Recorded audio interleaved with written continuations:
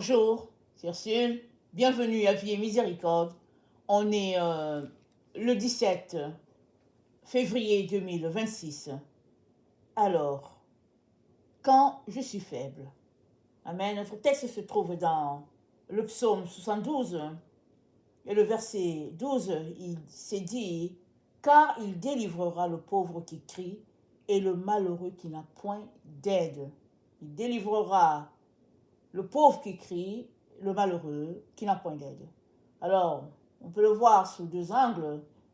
Le pauvre et le malheureux, c'est-à-dire celui qui, sa condition est telle que il n'y a rien à faire, cette personne a extrêmement besoin d'aide et il n'y a que Dieu qui peut intervenir parce qu'on sait que ceux-là qui sont dits pauvres dans la société sont souvent des rejetés, ils n'ont pas d'aide. Alors, on peut voir ça sous cet angle-là. Mais aussi, le second angle sous lequel on peut le voir, c'est une personne elle-même qui se met dans un état de pauvreté et dans un état malheureux parce que elle constate l'état de son âme. Alors, la pauvreté ici, ce serait par rapport à sa relation avec le Seigneur. Le malheur sera ici par rapport au fait que Dieu n'est pas dans sa vie. Et une telle personne, c'est au fait une personne qui se rend compte de sa condition et qui se dit, si Dieu ne vient pas à mon secours, alors je suis fait. Il n'y a rien qui puisse marcher pour moi parce que je suis juste comparé à un animal, à une chose. Et dans notre société, dans le monde dans lequel nous vivons aujourd'hui, c'est très difficile de se mettre dans ces conditions-ci. La condition de quelqu'un qui se voit pauvre, la condition de quelqu'un qui se voit malheureux par rapport à Dieu. Parce que on est la génération qui avance et puis évolue, parce qu'il faut se péter les bretelles, parce qu'il faut montrer ce qu'on a, ce qu'on est, et puis ce qu'on est capable de faire. On est éduqué dès l'enfance ou bien la maternelle à se faire valoir, à faire valoir ses dons, ses qualités, et quand on se retrouve quelque part dans un groupe, alors, et considérer celui-là qui parle beaucoup de lui. Alors tout le monde s'écarte et puis tout le monde le laisse parler et puis voilà la personne. Et c'est ça qui est vécu dans notre société ou bien dans notre monde. Mais malheureusement, cette façon de fonctionner éloigne Dieu. Et Dieu te dit, ce n'est que dans un état de faiblesse que Dieu peut venir dans ta vie. Et si tu te retrouves dans cet état, pas parce que tu l'as voulu, mais tu te retrouves dans cet état de faiblesse, alors loue le Seigneur.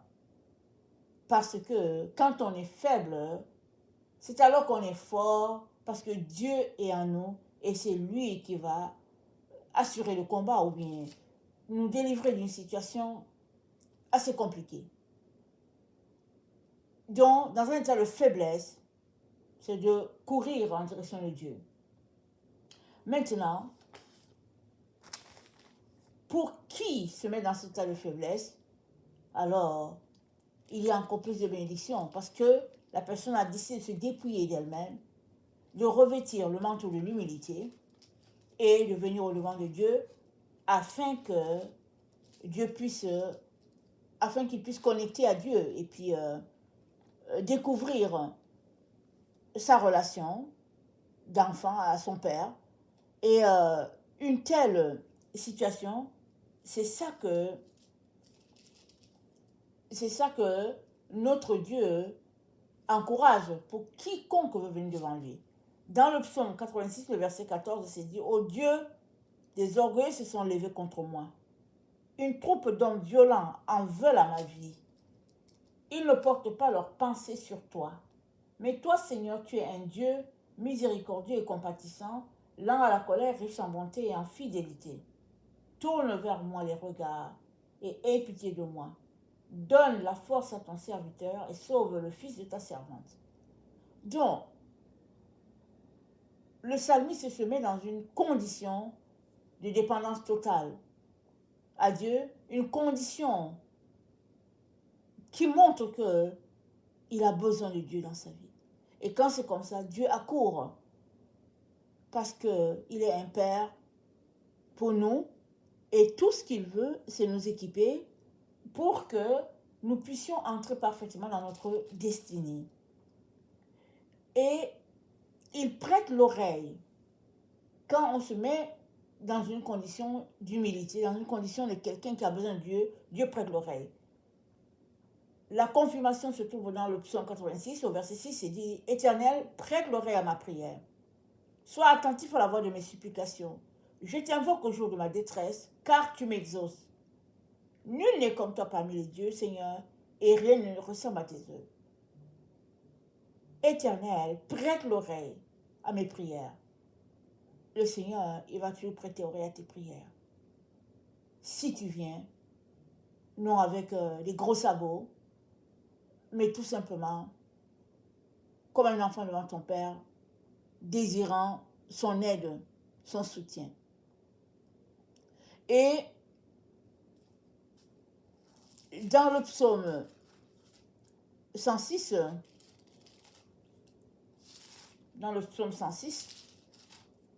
au verset 43, pardon, au verset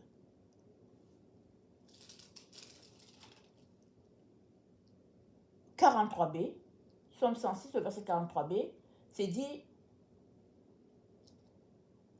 plusieurs fois il les délivra, mais ils se montrèrent rebelles dans leurs desseins, et ils devinrent malheureux par leur iniquité. Alors, notre condition de vie peut nous rendre les personnes les plus malheureuses, justement parce qu'on refuse de se tourner vers Dieu quand on est dans le besoin. Alors, on n'a pas toujours besoin de crier à Dieu pour qu'il nous vienne au secours. Il va toujours nous venir au secours d'une manière ou d'une autre. Mais la personne qui apprend à s'humilier et à crier à lui reçoit de l'aide tout de suite. Parce qu'elle est en constante communion avec son Père. Alors que l'autre personne, elle va d'abord aller chercher autour pour savoir où est-ce que je peux avoir de l'aide. Et puis quand elle ne trouve pas l'aide, elle se dit, ok, je vais aller voir vers mon Père. Il a déjà perdu plein de temps. Ou bien même, la personne cherche autour pour voir qui peut l'aider. Et elle continue de chercher toute sa vie. Parce que, à son avis, Dieu ne peut pas aider. Alors le Seigneur aimerait qu'on sorte de ces conditions-là et qu'on puisse marcher main à main avec lui de manière à expérimenter son soutien, sa délivrance. Et c'est dit au psaume 107, au verset 11, c'est dit, parce qu'ils s'étaient révoltés contre les paroles de Dieu, parce qu'ils avaient méprisé le conseil du Très-Haut, il humilia leur cœur par la souffrance, ils succombèrent et personne ne les secourut. Parce qu'ils ont méprisé le conseil du Très-Haut. S'il y a une chose que nous ne devons pas mépriser, c'est le conseil du Très-Haut. Maintenant, on peut se demander, mais c'est où? Comment est-ce qu'on peut faire pour entendre le conseil de Dieu, pour entendre sa volonté? Très souvent, hein, il suffit de venir s'asseoir devant lui, ou bien lui dire, Seigneur, j'ai besoin d'aide. Et souvent, il va te donner un rêve. Souvent aussi, il peut envoyer une personne vers toi. Souvent aussi, la réponse, il va la mettre, il va la downloader dans ton cœur. Tu vas tout simplement savoir que voilà la réponse qui est là. Et pas besoin d'autre chose. Mais maintenant, commence à désirer son aide. Commence à soupirer après lui. Ne cours pas tout de suite vers les amis, ça et là, pour dire, hey, voilà cette situation, j'ai besoin de ceci. Non, c'est vers Dieu qu'il faut courir. Étant un père, il accourt toujours. Et puis, il va te donner ce que tu as besoin, ce qui est nécessaire pour que tu puisses sortir de cette situation indésirable. Et malheureusement, on met Dieu parmi les dernières personnes à consulter. Je ne sais pas pourquoi. Est-ce parce qu'on le croit lointain? Est-ce parce qu'on n'a pas de relation avec lui? Chacun a ses raisons. Ou bien est-ce parce qu'il est oublié? Mais le Seigneur aimerait être la première personne vers qui tu te tournerais si tu as des problèmes. C'est ça qu'il aimerait. Il aimerait cette proximité d'avec toi, et si bien que il n'y a pas d'espace, ou bien il n'y a pas, c'est-à-dire, il aimerait cette relation, ce type de relation qu'il y a entre un mari et une femme. Une relation où les deux s'aiment, il aimerait ça. Avoir un type de relation comme ça avec toi. Maintenant, c'est à toi de crier à Dieu parce que Dieu, il le veut au fait. Il le veut et il n'attend que cela. Parce qu'il est l'être suprême, l'être supérieur. Il ne va pas venir s'ingérer dans ta vie. Il a déjà fait les premiers pas, il a déjà donné son fils, il t'a déjà racheté, il a tout fait ce qu'il y a à faire. Maintenant, c'est à toi d'aller à lui pour lui dire, Père, je viens. Prends-moi tel que je suis, pardonne-moi, aide-moi. C'est ça le chemin à faire. Alors,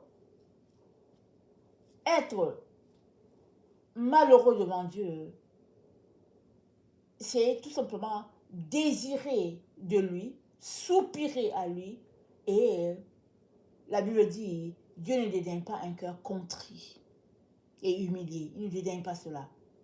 Par contre, un cœur arrogant n'a pas de place. L'arrogance est comme un déchet, une bombe, quelque chose qui détourne le regard de Dieu.